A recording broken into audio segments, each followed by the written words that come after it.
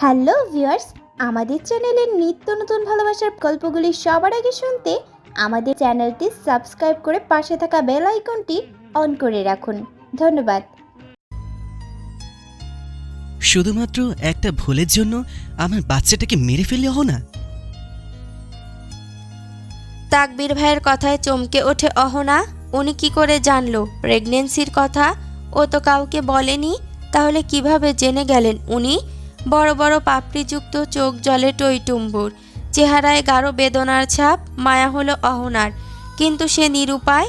নিজেকে প্রশ্রয় না দিয়ে কাটকাট গলায় বলল, বাচ্চাটা রাখার কোনো প্রয়োজন মনে করিনি আমি। প্রিয়তমার এমন কথায় অবাক হলো তাকবীর। কথা বলতে ভুলে গেল।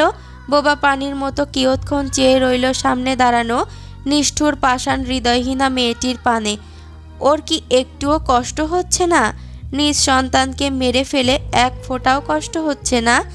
এটাই কি সেই অহনা যাকে এতটা তীব্রভাবে চেয়েছিল মন? অহনা পুনরায় বলে ওঠে, আজ থেকে আপনার সাথে আমার কোনো রকম সম্পর্ক নেই। ভাইয়া সামনের মাসে বিয়ে ঠিক করেছে আমার। তুই কি তোর বাবার ভাই এমনটা করলি? না, কেউ জানতো না এই ব্যাপারে। তাহলে কেন করলি এটা? আমার থেকে আমার খুশিটা, আমার বাচ্চাটা কেড়ে নিলি। কি ক্ষতি করেছি আমি তোর? আমার আর এই সম্পর্কে থাকতে ইচ্ছে করছে না। আমি আর ভালোবাসি না আপনাকে। আমি আপনাকে দ্রুত ডিভোর্স দেব। যতটা গোপনে বিয়ে হয়েছে ততটা গোপনে ডিভোর্সও হবে।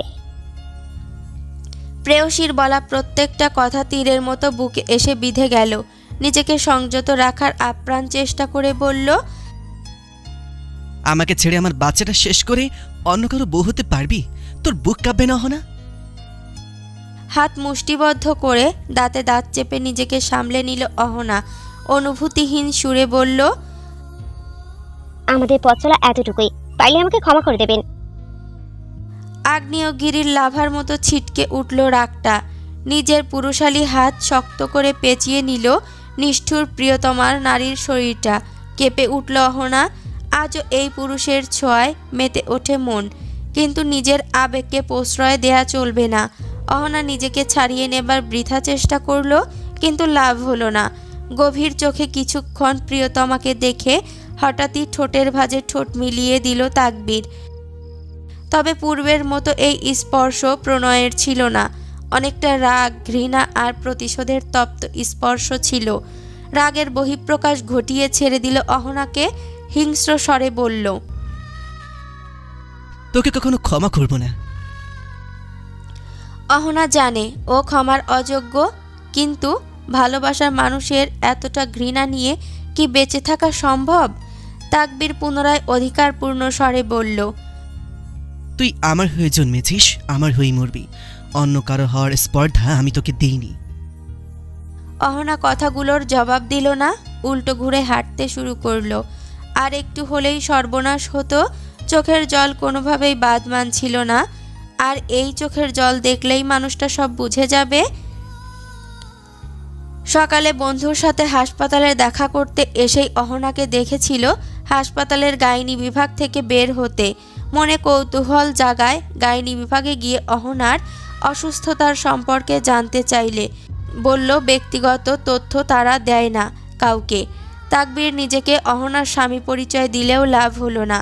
পরবর্তীতে অন্য বিভাগে থাকা বন্ধুটির সাহায্য নিয়ে তাকবীর জানতে পারে তার বউ 2 মাসের গর্ভবতী ছিল আর আজই গর্ভপাত করিয়েছে। কথাটা শুনে মুহূর্তেই মস্তিষ্ক ফাঁকা হয়ে গেল ওর। পৃথিবীতে মনে হয় ওই প্রথম বাবা যে নিজের সন্তানের আসার খবর এবং বিদায়ের খবর একসাথেই পেল। বাসায় ফিরে নিজের ঘরের দরজা বন্ধ করে বিছানায় উপর হয়ে পড়ে কাঁদতে লাগলো অহনা। সব সময় এমন কিছুই ওর সাথে হয় কেন? একটু শান্তি কি ওর প্রাপ্য নয়? কাঁদতে কাঁদতেই হঠাৎ কল এলো অহনার ফোনে। তাকবীরের ছোট বোন আর ওর বান্ধবী তাহিয়া ফোন করেছে। অহনার ভয় হলো ছেলেটা কিছু করে বসেনি তো।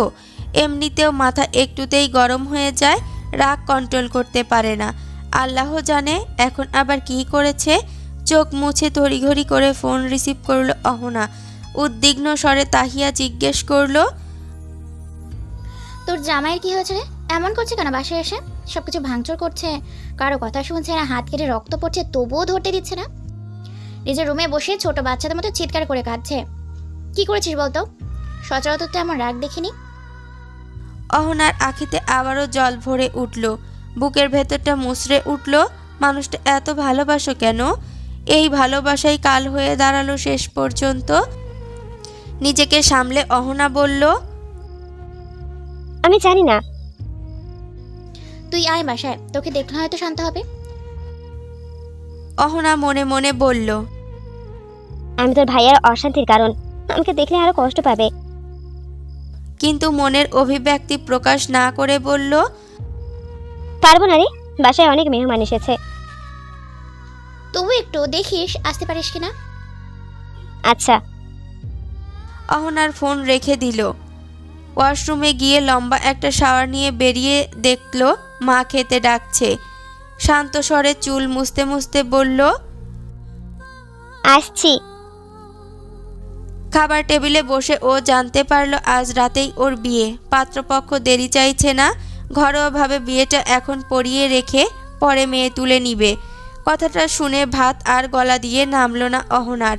কোনো রকম হাত ধুয়ে টেবিল ছেড়ে উঠে গেল নিজের ঘরে।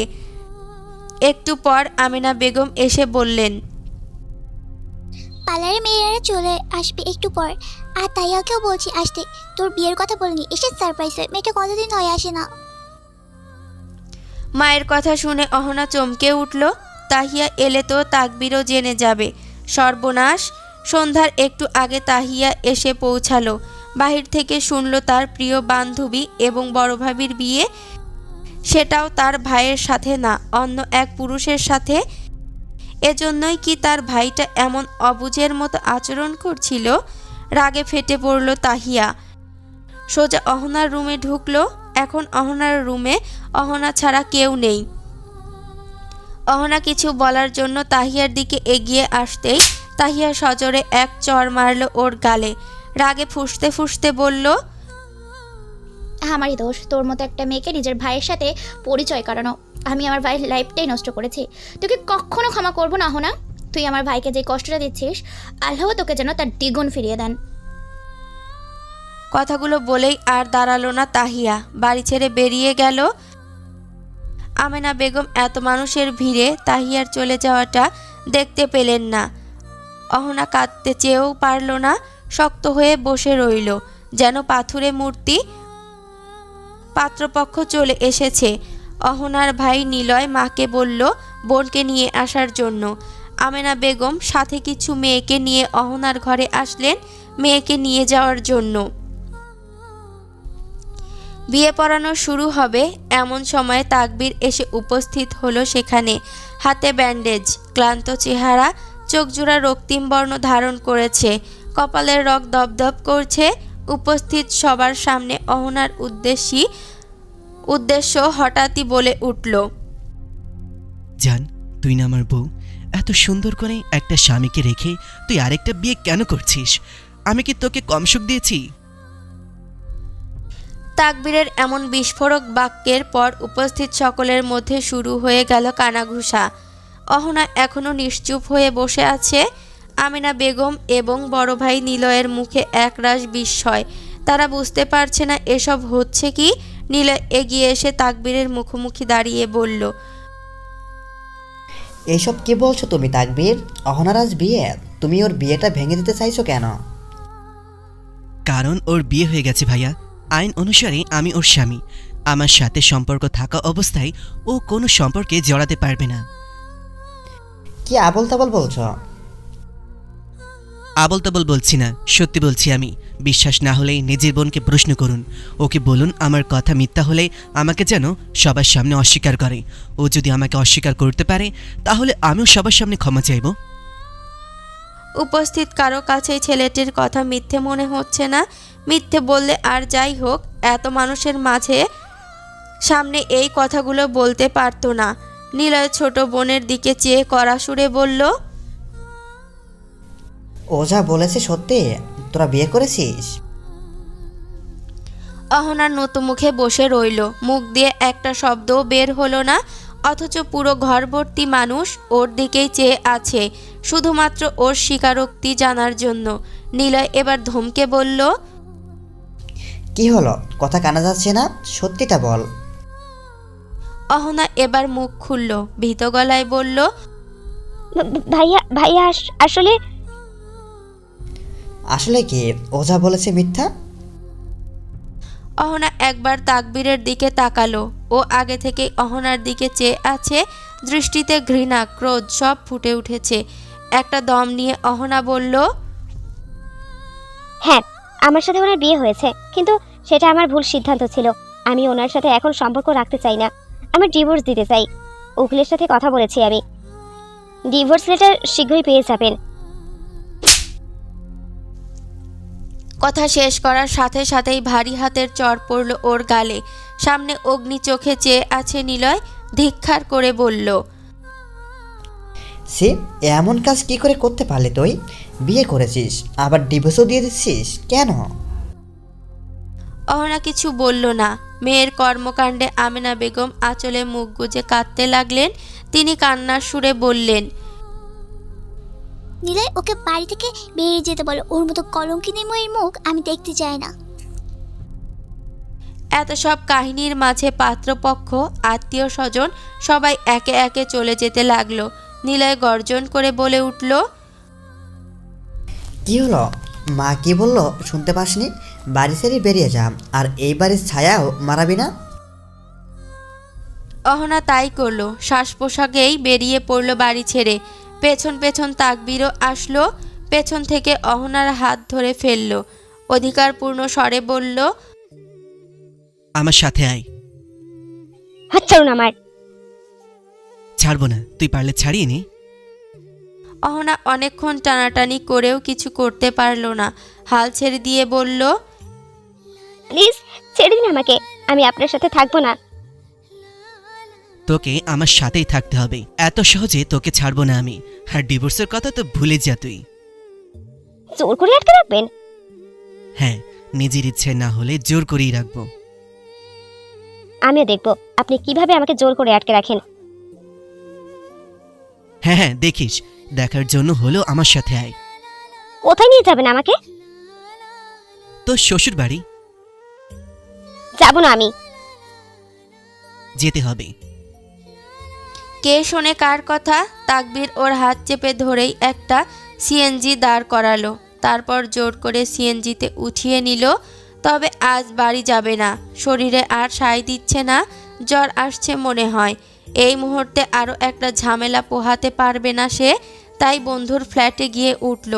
এই ফ্ল্যাটটা খালি থাকে সব সময়, শুধু যার যখন লাগে সে তখন আসে। ফ্ল্যাটে ঢুকেই মদের বিশ্রী একটা গন্ধ পেয়ে নাক কুচকে ফেলল অহনা। তাকবীর নিজেও পেয়েছে গন্ধটা।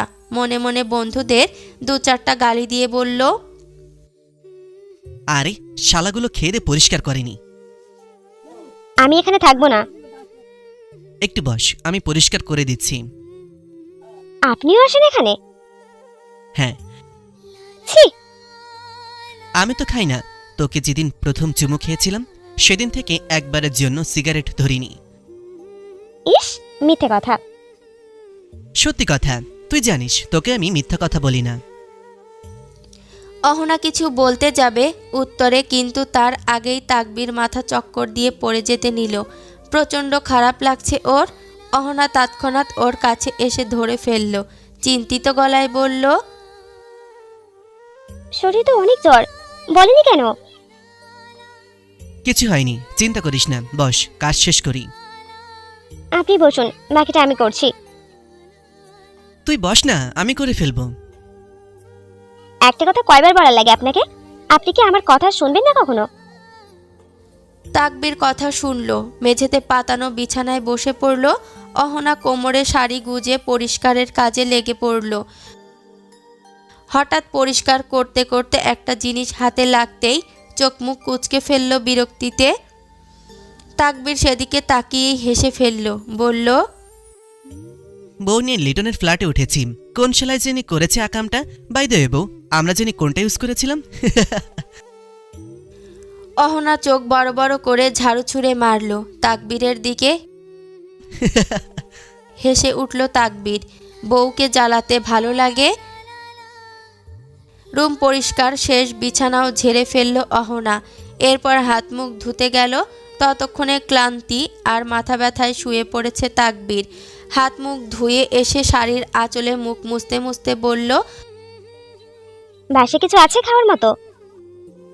কিচেনে দেখ, নুডলস আছে, আর ভাগ্য ভালো থাকলে ফ্রিজে ডিমও পেয়ে যেতে পারিস। চলবে। চা পাতা আছে? ইমন খাই, ও হয়তো এনে রেখেছে, খুঁজে দেখ। আচ্ছা, আপনি থাকুন, আমি আসছি। অহনা কিচেনে গিয়ে একটা বাটিতে ঠান্ডা জল নিয়ে আসলো। আশেপাশে চোখ বুলিয়ে কিছু খুঁজতে চাইল। তাকবীর বইয়ের অনুসন্ধানী দৃষ্টি অনুসরণ করে জিজ্ঞেস করলো, কি খুঁজছো? তোয়ালি বা রুমাল জাতীয় কিছু। কেন? আপনার কপালে জলপট্টি দিতে হবে। বাহ, স্বামী সেবা! তুই না চলে যাবি, তাহলে এত সেবা কেন? অসুস্থ, তাই সেবা করছি। বেশি ভাবা দরকার নেই। আচ্ছা, তোয়ালে তো বারান্দায়, কিন্তু এটা দিয়ে তো কিছু করিস না, পাবলিক প্রপার্টি। রুমাল আছে আমার কাছে, এটা নে। আপনি আবার কবে থেকে রুমাল রাখেন? তোর রুমাল এটা, ওই যে কিছুদিন আগে দিয়েছিলিস সেটা। ও আচ্ছা। তাকবীর রুমালখানা প্যান্টের পকেট থেকে বের করে অহনার দিকে এগিয়ে দিল।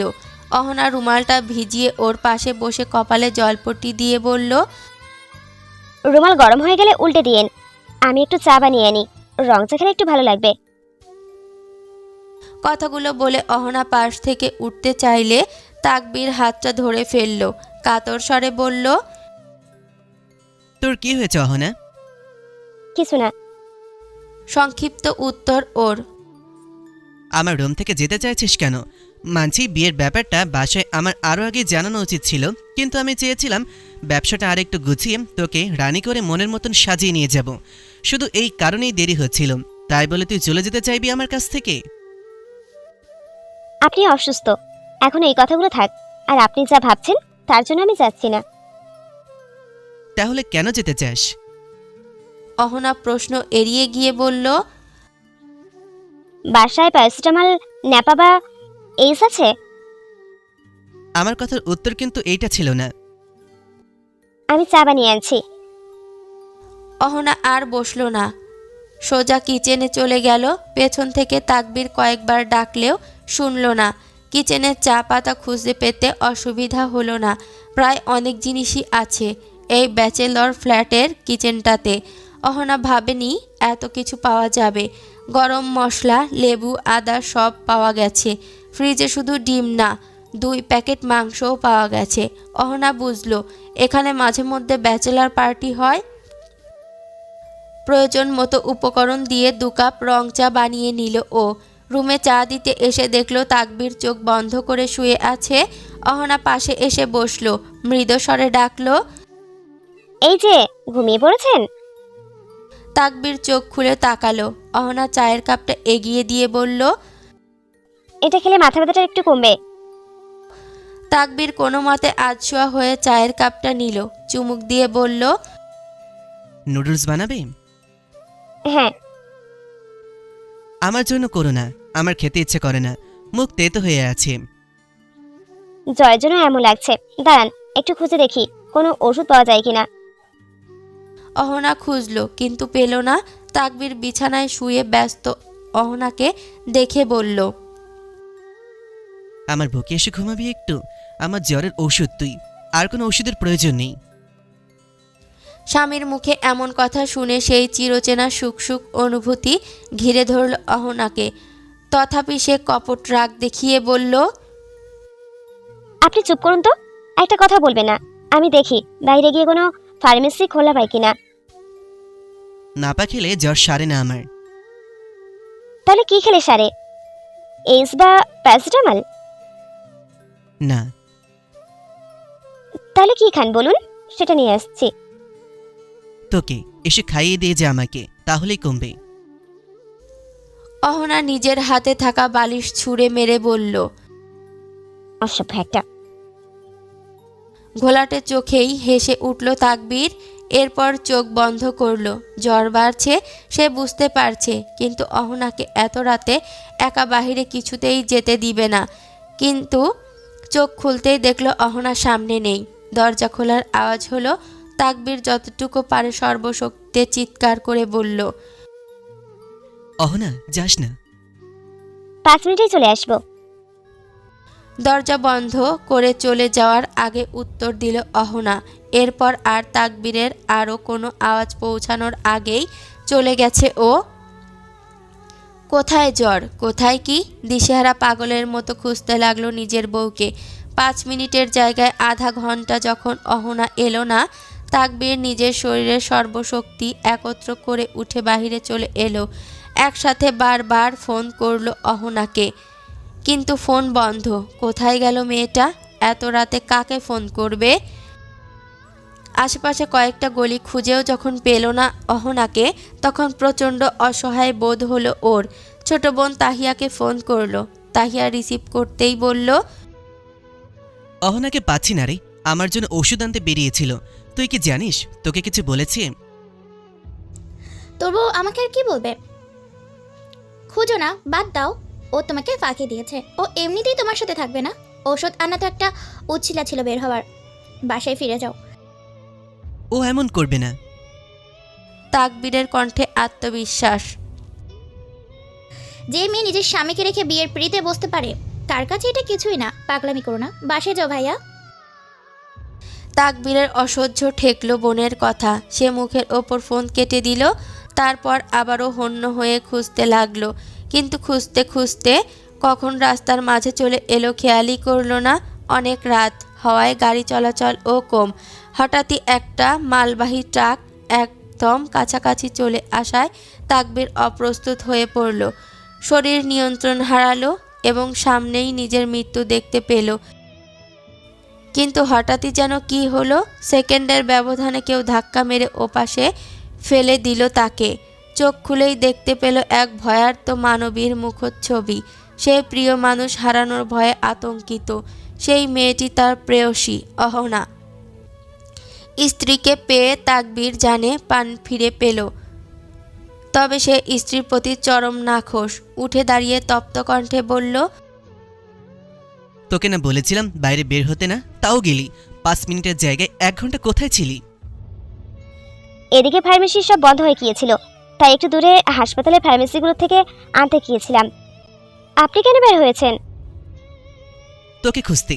এত পাকনামি করতে কে বলেছিল তোকে?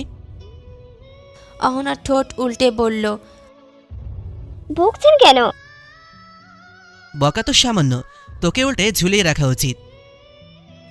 বাহ, উপকারীর প্রতিদান আপনি এইভাবে দেন? না তো, এটা তো শাস্তি। প্রতিদান তো দেব ভিন্ন উপায়ে। কিভাবে? শুনতে চাস? হ্যাঁ বলুন। তোর নাভির ওপরে কালো কুচকুচে তেলটায় চুমু খেয়ে বলতে চাই ভালোবাসি। আর তোর বুকের। অহনা আর বাড়তে দিল না। হাত দিয়ে তাকবীরের ঠোঁট চেপে ধরে বলল। অসভ্য। তাকবীর হাত সরিয়ে দিল। শেষ হয়নি তো, শেষ করি। না। অহনা ওর মুখে আবারও হাত চেপে ধরল। তাকবীর মিটিমিটি হাসতে লাগলো। প্যারাসিটামল খেয়ে আরও বেশিক্ষণ জেগে থাকতে পারেনি তাকবীর। ঘুমিয়ে পড়েছিল। তবে পাশে শুয়ে থাকা অহনার চোখে ঘুম আসছিল না কিছুতেই। বিভিন্ন ধরনের চিন্তা গ্রাস করছিল মস্তিষ্ককে। পরবর্তী দিনগুলোতে কি করবে সেটাও ভেবে পাচ্ছে না। তাকবীরকে কিভাবে মানাবে সেটাও বুঝতে পারছিল না। সকালে যখন তাকবীরের ঘুম ভাঙল, তখন শরীরে জ্বর ছিল না, তাই শরীরটা একটু ভালো লাগছিল। তবে পাশ ফিরে স্ত্রীকে দেখতে না পেলে শঙ্কিত হলো। দ্রুত উঠে ওয়াশরুম, কিচেন, বারান্দা কিছু বাদ রাখলো না খুঁজতে। কোথাও নেই। আবারও চলে গেল। তাকবীর ফোন বের করে কল করতে যাবে, তখনই নজরে এলো দুটো টেক্সট এসেছে ওর ফোনে। প্রথমটা ওর ডাক্তার বন্ধুর আর দ্বিতীয়টা অহনার। তাকবীর প্রথম অহনার মেসেজটাই পড়ল। কেন ছেড়ে যাচ্ছি সেটা বলতে চাই না, তবে আপনার ভালোর জন্যই এটুকু জেনে রাখুন, ডিভোর্স লেটার আপনার বাসায় পৌঁছে যাবে আজ। আমি সাইন করেছি, আপনিও করে দিন। আর হ্যাঁ, ভালো থাকবেন, আমাকে মনে রাখবেন না। আগামী দিনগুলো রঙিন হোক। মেসেজটা পড়ে তাকবীরের কান্না পেল। কোনো ভালোর জন্য অহনা ওকে ছেড়ে যাচ্ছে। যে জীবনে এই মেয়ে থাকবে না সেই জীবন কি বা আর ভালো হবে। নিজেকে সামলে তাকবীর ওর বন্ধুর মেসেজটা পড়ল। ভাই, তোর কথা মতো আমি আবার ভাবির রিপোর্টগুলো চেক করেছি। নামের ভুলের জন্য একটা গন্ডগোল বেঁধে গেছে। ওনার নামে আরেকজন ছিলেন। ওই মেয়ের জরায়ুতে টিউমার ধরা পড়েছে, সেটা অস্ত্রোপচার করতে হবে। এরপর সে আর কখনো মা হতে পারবে না। স্টাফদের গাফিলতির জন্য একজনের রিপোর্ট আরেকজনের কাছে চলে গেছে। ভাবি সম্পূর্ণ সুস্থ, চিন্তার কোনো কারণ নেই। তাকবীর স্তব্ধ হয়ে গেল। তাহলে এজন্যই অহনা ওর থেকে দূরে সরে যেতে চায়? দূরে সরে যাওয়া এতই সহজ? তাকবীর অহনাকে ফোন করলো। যথারীতি ফোন বন্ধ পাওয়া গেছে। সম্ভাব্য সব জায়গায় খোঁজ নিয়েও কোথাও পেল না। হঠাৎ করে কোথাও উধাও হয়ে গেল মেয়েটা। অহনাদের বাড়ি গিয়ে খোঁজ নিয়ে জানতে পারলো সেখানেও যায়নি। যতই রাগ হোক, মেয়েকে পাওয়া যাচ্ছে না শুনে অহনার বাবা মা ভাই সবাই দুশ্চিন্তা করছে। অহনার বন্ধু বান্ধবরাও জানে না মেয়েটা কোথায়, হঠাৎ কোথায় উধাও হলো। সারাদিন খোঁজাখুঁজি করে অনেক রাতে শ্লান্ত দেহে নিয়ে বাড়ি ফিরল তাকবীর। তাহিয়া ভাইকে দেখে বলল, খোঁজ পেলে? না রে। পাবেও না। যে নিজে থেকে হারায় তাকে খুঁজে পাওয়া যায় না। নাও তোমার ডিভোর্স লেটার, সাইন করো। তাহিয়া এগিয়ে দিল বিচ্ছেদপত্র। তাকবীর এক টানে সেটা ছিঁড়ে টুকরো টুকরো করে ফেলল। ক্রোধিত স্বরে বলল, আমি ওর প্রেমিক নই যে মন চাইলো প্রেম করলাম, মন চাইলো না ব্রেকআপ করলাম। আমি ওর স্বামী, ও বাঁচলেও আমার, মরলেও আমারই। তাহিয়া জানতো তার ভাই সাইন কিছুতেই করবে না। ভাইকে চেনে, আর সে এটাও জানে অহনাকে ঠিকই খুঁজে বের করবে তার ভাই। পুরনো সব ছেড়ে এসেছে অহনা। এই খুঁতে ভরা জীবন সে একাই কাটাবে। তবুও প্রিয় মানুষের অপূর্ণতার কারণ সে হতে চায় না। মানিব্যাগের সামনে পকেটে তাদের দুজনের একসাথে ফ্রেমবন্দি একটা ছবি আছে। এই ছবিটা কাজী অফিসে বসে তোলা। তখন তারা নববিবাহিত। ছবিটার দিকে এক দৃষ্টিতে তাকিয়ে আছে তাকবীর। আজ 1 মাস হতে চলল, অহনার কোনো খোঁজ নেই। ও কি আর কখনোই ফিরবে না? ও কি জানতে চাইবে ওর অভাবে হৃদয় পুড়ছে কতটা, এতটা পাষাণ? রাজশাহী শহর ভীষণ সুন্দর। বাড়তি মানুষ নেই, পরিষ্কার পরিচ্ছন্ন, যানজটও নেই তেমন। শহরটাকে এই অল্প সময়ে ভীষণ ভালো লেগেছে অহনার। এখানে সে এক বান্ধবীর বাসায় উঠেছিল কিছুদিনের জন্য। পরে নিজের জন্য একটা বাসা দেখে উঠে গেছে সেখানে। এই বাসাটা ছিমছাম, বাড়িওয়ালারা থাকে না এখানে, কেয়ারটেকারই সব দেখাশোনা করে আর মাসে মাসে ভাড়া তুলে বাড়িওয়ালাকে পাঠায়। যাই হোক, ছোট এই বাসাটা এখনও সাজানো হয়নি, শুধু থাকতে জরুরি যা লাগে সেটুকুই। বাড়তি খরচ করে টাকা নষ্ট করা যাবে না। চাকরি পেলে পরে গোছানো যাবে। এর মধ্যেই কয়েকটা কোম্পানিতে ইন্টারভিউ দেওয়া হয়েছে। আজ অবশ্য একটাই ডাক এসেছে, তাই তো সকাল সকাল ঘুম থেকে উঠে গোসল করে তৈরি হতে শুরু করলো। খাওয়া দাওয়া, ঘুমানো, ব্যবসা সব কিছুতেই আজকাল অনিয়ম যাচ্ছে। মন টিকছে না কোথাও। ছেলের এমন পরিস্থিতিতে তাজকিয়া বেগম মর্মাহত হলেন। ভেবেছিলেন আজ কাজ থেকে ফিরলে কথা বলবেন ছেলের সাথে। প্রতিদিনের মতোই অনেক রাতে বাসায় ফিরল তাকবীর। ছেলেকে ফিরতে দেখে তাজকিয়া বেগম গম্ভীর কণ্ঠে ডাকলেন, তাকবীর। তাকবীর মায়ের দিকে চেয়ে বলল, কিছু বলবে? আমার সামনে এসে বসো। তাকবীর বসলো। তাজকিয়া বেগম বললেন, তুমি কি শুরু করেছো? কি শুরু করেছি? জীবনটা নিয়ে হেলাফেলা। তোমার কি উচিত না সব ভুলে সামনে এগোনো? আমি পারবো না মা, এটা অসম্ভব ব্যাপার। সম্ভব। আমি তোমার আবার বিয়ে দেব। আমার ডিভোর্স হয়নি, আমি বিবাহিত মা। ওই মেয়ে ফিরবে না, ওকে ভুলে যাও। ও ফিরবে মা, ও ফিরবে। এটা বলেই তাকবীর আর বসলো না, গটগট পায়ে হেঁটে চলে গেল নিজের ঘরে। জল রঙে আঁকা প্রিয়তমার শুদ্ধ মুখশ্রীতে তাকিয়ে ধরা গলায় বলল, আমি জানি তুই ফিরবি।